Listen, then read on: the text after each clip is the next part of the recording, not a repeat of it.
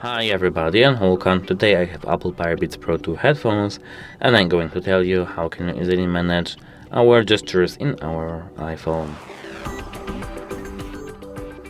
At first we have to tap on settings and here we have to tap on our headphones over here. Here as you can see we have 5 types of gestures. Here we have left from press and hold, and with it we can manage noise control or Siri, as you can see, and here you can manage if this turns on or off transparency and cancellation off. As you can see, we have left and right earphone, and apart from that we have call controls. Here we have answer call, which we can modify, mute and unmute, press once or press twice, and apart from that we have end call, press once or press twice. That's it, hope it helps and goodbye.